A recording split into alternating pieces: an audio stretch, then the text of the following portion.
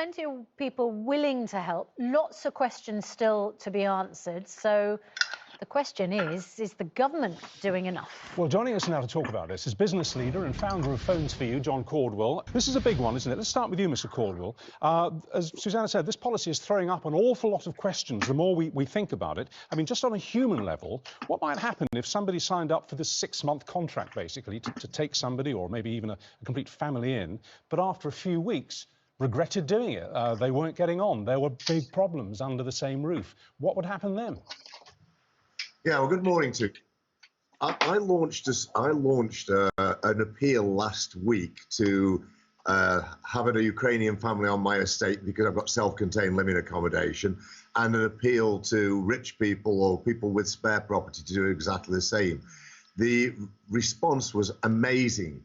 And this, of course, is the best solution if people with the wherewithal can support the Ukrainian people in self-contained accommodation. Because to your point, the average person taking in a family is a big risk.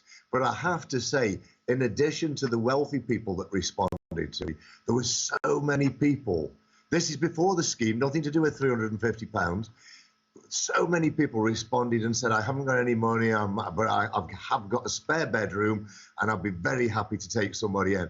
And that is so heartwarming, because this is exactly the spirit that Britain needs to show to these people who are so desperately and tragically bereft of their houses and family in some cases. So, John, just to establish, you will be signing up and offering space to a refugee family.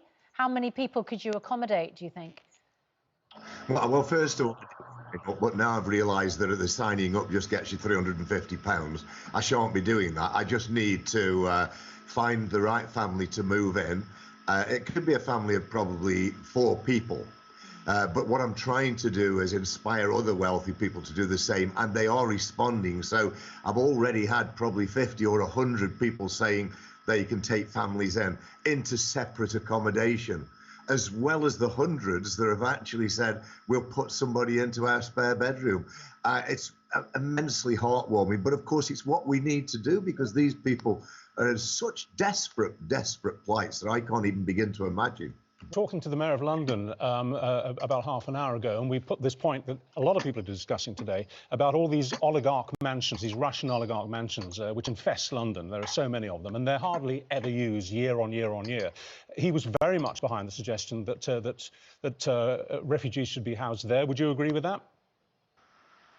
No, but the reason being is that I absolutely support the government in seizing these properties if these oligarchs have made their money through illicit means and through being close to Putin.